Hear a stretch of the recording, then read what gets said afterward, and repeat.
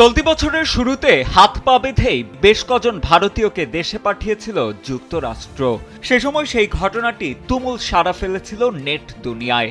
Trump মোদির মধ্যাকার সম্পর্কে সেই ফাটল দেখে যে শুধু মোদির দিকেই একরকম অভিমানের আঙুল তুলেছিলেন অবৈধ ভারতীয় নাগরিকরা। তবে চলতি বছর ভারতীয়দের ফেরত পাঠানোর দিকে সবচেয়ে এগিয়ে আছে সৌদি আরব। সম্প্রতি চাঞ্চল্যকর এই তথ্য জানিয়েছে খোদ ভারতীয় সংবাদ মাধ্যম টাইমস অফ ইন্ডিয়া। ভারতের পররাষ্ট্র মন্ত্রণালয়ের বরাত দিয়ে সংবাদ মাধ্যমটি বলছে, 2025 সালে 81টি দেশ থেকে 24,600 জন ভারতীয়কে ফেরত পাঠানো হয়েছে। এর মধ্যে সৌদি থেকে পাঠানো হয়েছে সর্বোচ্চ 11,000 জনকে। সে দেশে ভারতীয়দের ফেরত পাঠানোর দিকে সবচেয়ে এগিয়ে আছে সৌদি আরব।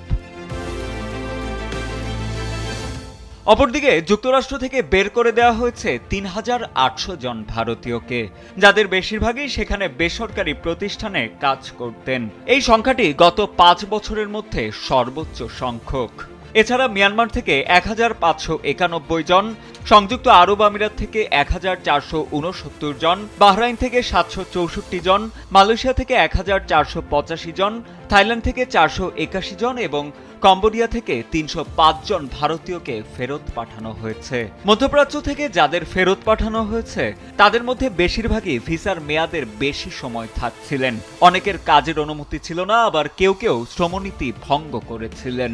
অপরদিকে মিয়ানমার ও কম্বোডিয়ার মতো দেশগুলোতে সাইবার খাতে অবৈধভাবে কাজ করতে গিয়ে ধরা পড়েছিলেন এসব ভারতীয়। এরপরই তাদেরকে দেশে ফেরত পাঠিয়ে দেওয়া হয়েছে। যুক্তরাষ্ট্রে ভারতীয়দের ওপর সবচেয়ে বেশি ধরপাকড় চালানো হয়েছে ওয়াশিংটন ডিসিতে।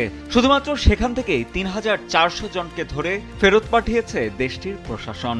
আর হোস্টন থেকে পাঠানো হয়েছে 274 জন ভারতীয়কে। সাজিদ আনিল, ডেস্ক রিপোর্ট, সময়ের আলো।